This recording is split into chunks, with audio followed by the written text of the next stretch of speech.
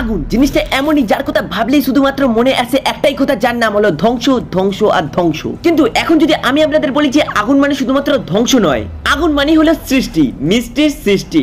কয়েক হাজার হাজার হেক্টর আখের ক্ষেতে আগুন দেওয়ার কারণেই আপনাদের সকলের সকালের সঙ্গীত চা, যার মধ্যে আপনি চিনিকে খুঁজে পান। আপনি কি এটাকে জানতেন? না, এটা কোনো পাগলামিও না। হ্যাঁ বন্ধুরা, এটাই হলো আজকের মডার্ন টেকনোলজি। আর আজকে আপনাদের দেখাবো কিভাবে কিছু অদ্ভুত উপায়ে আমাদের নিত্যদিনের দুটো পণ্য প্রস্তুত হয়, যেটাকে দেখার পর হয়তো আপনি অবাক হতে বাধ্য হবেন।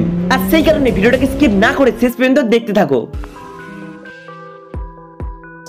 চলুন এবার আপনি চোখ বন্ধ করে একবার ভাবুন তো, আপনি দাঁড়িয়ে রয়েছেন অস্ট্রেলিয়ার একটা বিশাল এক আখের খেতে। আপনার যতদূর চোখ যায় শুধুমাত্র উঁচু উঁচু সবুজের ডাটা, পুরো মাঠে যেন সবুজের সাগর বয়েছে। এই বিশাল আখগুলো কিন্তু শুধুমাত্র গাছ না, এই গাছ পরে রূপ নেয় আমাদের চিনিতে। বছরের মধ্যে মার্চ মাস আসলে শুরু হয়ে যায় এই আখ রোপণের উৎসব, এবং তখন বেছে নেওয়া হয় সব থেকে স্বাস্থ্যবান শক্ত আখের ডাল। আধুনিক মেশিন দিয়ে সেইগুলোকে লাগানো হয় এমন গতিতে যেটা 1 মিনিটে প্রায় 200টি ডাল একেবারে মাটির মধ্যে ঢুকে যায়, যা পরে বৃহৎ আকার ধারণ করে। প্রায় কয়েক সপ্তাহের মধ্যে লক্ষ লক্ষ ডালপাড়া মাটির মধ্যে দাঁড়িয়ে পড়ে। তো বন্ধুরা, এবার আপনারা ভাবছেন যে এর মধ্যে পানি কোথা থেকে আসে। তো বন্ধুরা, এখানে আগের মতো ঢালাও পানি না, এখানে আধুনিক সেচ ব্যবস্থা, স্মার্ট সেন্সর আর আবহাওয়ার সাথে তাল মিলিয়ে গাছ যতটুকু পানি চায় তার ততটুকু ঠিক পায়। এতে একদিকে পানিও বাঁচে আর অন্যদিকে গাছও একদম ফিটফাট থাকে।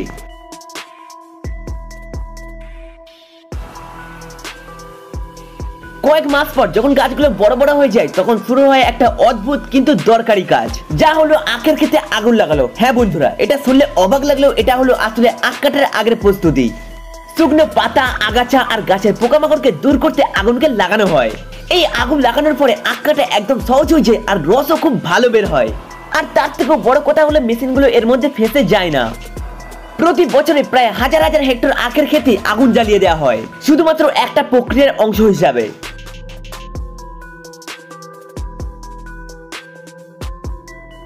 আগুন নিভে গেলে মাটি নাবে কাটার মেশিন।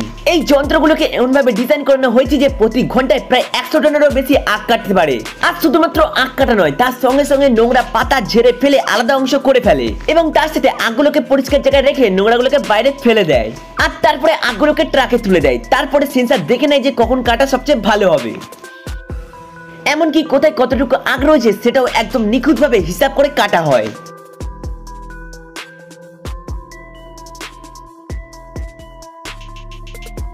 সমস্ত কাজ সম্পূর্ণ হওয়ার পর এখানে চলে আসে এই বিশাল বিশাল ট্রাকগুলো, এবং এই প্রত্যেকটা ট্রাকের মধ্যে এক একটা ট্রাকে ধরে প্রায় 40 টন পর্যন্ত আখ। একদিনে প্রায় শত শত ট্রাক ভরে চলে যায় চিনির কারখানায়। একেই বলা হয় মূলত মিষ্টির মহাযাত্রার শুরু। কারখানায় আসার পর প্রথমে আখগুলোকে ধুয়ে কেটে পিষে রসকে বার করা হয়। ঘন্টায় 1.5 লাখ পর্যন্ত রস বের হয় একটা মেশিন থেকে। তারপরে রসটাকে ফিল্টারে ফেলে ফিল্টার করানো হয়, যাতে সব ময়লা ছেঁকে ফেলে শুধুমাত্র খাঁটি রসটা বেঁচে থাকে। তারপরে এই রসগুলোকে শুকনো করানো হয়। পানি শুকিয়ে গেলে ধীরে ধীরে চিনির দানাগুলো জমতে শুরু করে। কয়েক ঘন্টার মধ্যেই তৈরি হয় ঝলমলে সাদা চিনি। এরপরে সেটাকে শুকানো হয়, তারপরে বাছাই করা হয়, আর সবার শেষে প্যাকেটে ভরে পাঠিয়ে দেওয়া হয় বাজারে।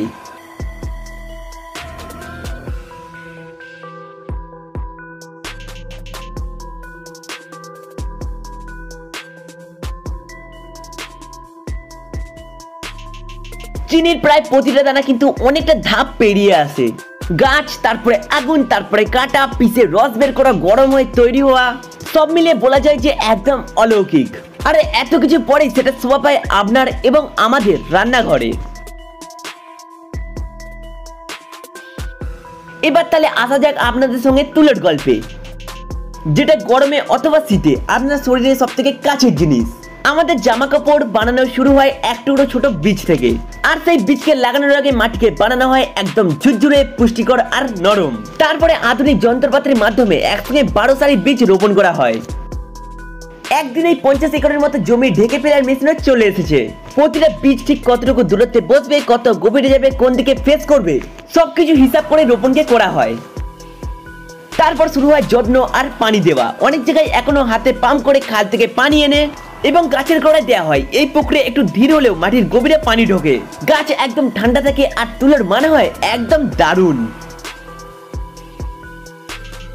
তারপরে পুরো ক্ষেতটা সাদা তুলায় ভরে যায়, তখন বোঝা যায় যে এখন ফসল তোলার সময়। তারপরে আধুনিক তুলা কাটার মেশিন মাঠে নামে এবং ঘন্টায় 5 হেক্টর জমি তুলা কাটতে পারে।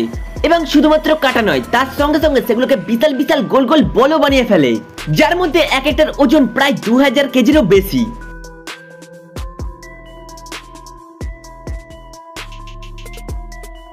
এই বিশাল তুলার বলগুলোকে পরে পাঠানো হয় কারখানাতে। সেখানে প্রথমে এটাকে পরিষ্কার করানো হয়, ধুলো বালি ডালপালা নোংরা সবকিছু একেবারে বাদ দেওয়া হয়। প্রতি টন তুলা থেকে বের হয় 30.5 কেজির মতো পরিষ্কার তুলা। পরিষ্কার তুলা এরপরে যায় স্পিনিং মেশিনে, আর সেখানে তুলার আজকে টেনে টেনে বানানো হয় চিকন আর মসৃণ তুলো। এক একটা মেশিন দিনে প্রায় হাজার হাজার মিটার সুতা তৈরি করতে পারে। তারপর সেই সুতাগুলোকে পাকানো হয়, একদম শক্ত আর টেকসই সুতাকে বানানো হয়, যা পরে কাপড় বোনা হয়।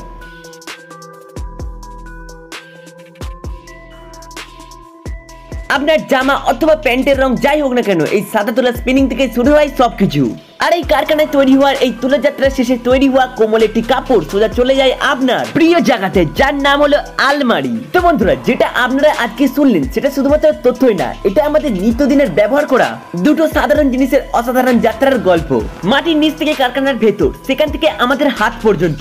কাপড় অথবা চিনি শুধুমাত্র প্রোডাক্টই না, এর পেছনে লুকিয়ে আছে মানুষের ঘাম, সময় আর প্রযুক্তির দারুণ মিল। তাই পরের বার যখন আপনি চাইতে 1 চামচ চিনি মেশাবেন, অথবা যখন আপনি আপনার টি শার্টটা পরবেন, তখন একবার হলেও মনে করবেন যে এই জিনিসটা এসেছে অনেক দূর থেকে। তো বন্ধুরা, ভিডিওটি ভালো লাগলে ভিডিওতে লাইক দিন, বন্ধুদের সঙ্গে শেয়ার করুন, আর এমন একটা চমৎকার ভিডিও দেখতে আমাদের চ্যানেলটিকে সাবস্ক্রাইব করে বেল আইকনটা প্রেস করে দিন। দেখা হবে আপনাদের সঙ্গে শিবম দাস চ্যানেলে নতুন কোনো ভিডিওর সাথে। আজকের মতো বাই বাই।